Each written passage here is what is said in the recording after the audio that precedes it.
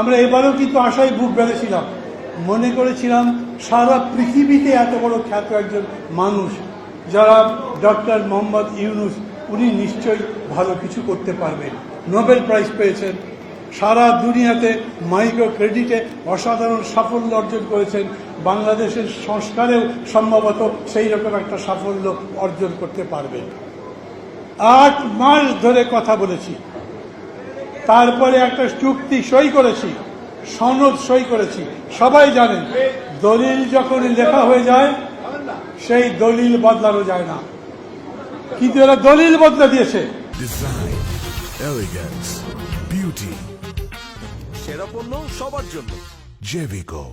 যেদিন সই করেছি সেই দিন আর্টিকেল 5 ওই দলিলের মধ্যে জুলাই সনদের সেটা বদলে দিয়েছে।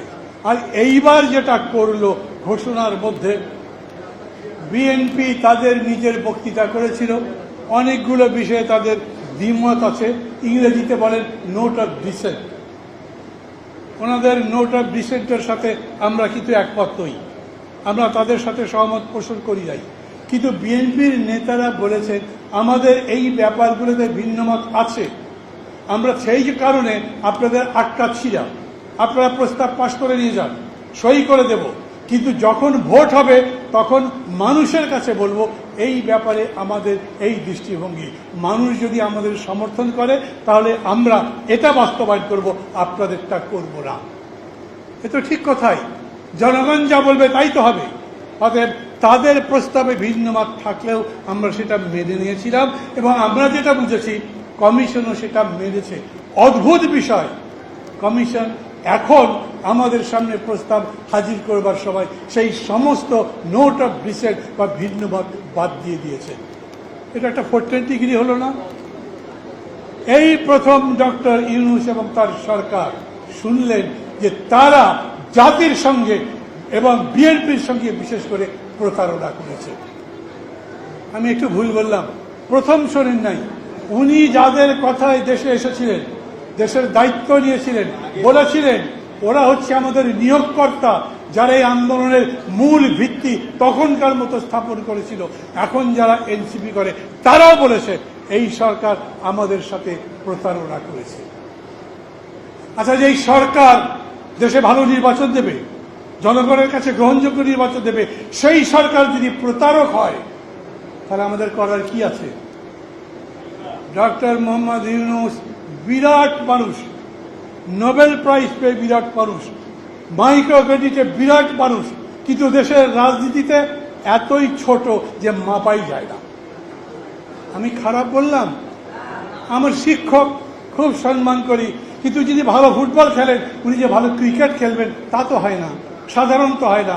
অতএব উনি ওগুলা বোঝেন, রাজনীতি বোঝেন না। আমরা মনে করেছিলাম রাজনীতি বোঝার জন্য আমাদের সাথে কথা বলবে, ফখরুল ভাইকে ডাকবে, আমাকে ডাকলেই তো আমি দৌড় দেবো, আমি তার ছাত্র, আরও যাদের যাদের পছন্দ করেন ডাকবেন, কথা বলবেন। উনি কারোর সাথে কথাও বলেননি। পার্টি করতে গিয়েছিলেন, একটা SMS দিয়ে পার্টি করছিলেন, ওই পার্টি হয়ও নাই। সেই মানুষ সেই দিন বক্তৃতা করলেন দেশে নির্বাচন নিয়ে সমস্যা আছে, হামলা হতে পারে। শুনেছেন সবাই? হামলা কে করবে? দেশের মাস্তান।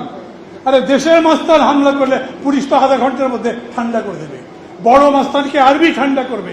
উনি তাদের কথা বলেন নাই, উনি সরাসরি সম্ভবত এটাই বলেছেন হামলা হতে পারে, সেটা বিদেশ থেকে। বিদেশে তো আছে, কে আছে জানেন না, কারা আছে জানেন না। ওইটা জানবার পরেও এইভাবে রাজনৈতিক দলগুলোর মধ্যে বিভেদ তৈরি করবার কাজ করলেন কেন? একটা বড় সংকটে পড়েছি আমরা। এখন আমি চাই যে কথা দিয়েছিলেন সেই কথার ভিত্তিতে ডিসেনশনগুলো, দ্বিমতগুলো জনগণের কাছে যাক। সরকার যে থুতু ফেলেছে সেই থুতু চাটবে আবার, আমি জানি না, কিন্তু তাদের তো চাটতে হবে, না হলে ওনারা এইভাবে যদি করতে চান। বিএনপি যদি না মানে, মির্জা ফখরুল ভাই তো ভালো মানুষ, ভদ্রলোক, জিজ্ঞেস করেছে আন্দোলন করবেন, উনি বলেছেন না, জামাতের মতো আন্দোলন করব না। জামাত আবার আন্দোলন খেলে, কর্মসূচির নামে সভা করে, বড় প্রোগ্রাম দেয় না। তারা জানে যে এই প্রোগ্রাম মানুষ খাবে না। পিয়ার লোকে বোঝে না। আর যেগুলো নিয়ে কথা বলে বোঝে না। কিন্তু বিএনপি যেটা বলছে সেই জায়গায় যদি দাঁড়ায় তাহলে কি পরিস্থিতি হবে। সাথীরা, বন্ধুরা, আমি বাস্তবত মনে করি দেশ এক বিরাট সংকটের মধ্যে পড়েছে এবং ফখরুল ভাইকে তা দেখা যাচ্ছে না, কিন্তু আছেন। এখন নির্ভর করে ফখরুল ভাইরা কি করবেন। এই সংকট থেকে যদি মনে করেন এই সরকার জাতিকে উদ্ধার করবে, এই সরকারের সে ক্ষমতাই নাই। অনেকে জিজ্ঞেস করে আমাকে, ওরা এরকম কাজ করলো কেন? আমি মনে করি ইট ইজ এ স্টুপিডিটি, বোকামি, নির্বুদ্ধিতা, মূর্খতা। যদি বুঝতেন তাহলে এটা বদলাবার আগে বিএনপির সাথে কথা বলতেন, আমাদের সাথে কথা বলতেন, কারোর সাথে তো কথা বলেন নাই। নিজের মতো করতে গেছেন। এইটা এখন হজম করতে পারবেন? যদি তারা মনে করেন একই দিনে গণভোট এবং জাতীয় নির্বাচন করলেই বিএনপি খুশি হয়ে যাবে, তা আমার মনে হয় না। সিদ্ধান্ত নিতে হবে প্রধানত বিএনপি। আমি আবারও মনে করি এই যে সংস্কার খেলা যেটা ডক্টর ইউনূস করলেন, এটার শেষ পরিণতি তিনি দিতে পারবেন না। এটা দিতে হবে এই মঞ্চে যারা আছে তারা সবাই মিলে যথাযোগ্য পরিণতিতে নিয়ে একটা সফল নির্বাচনের আমাদের কাছে কোনো বিকল্প নাই।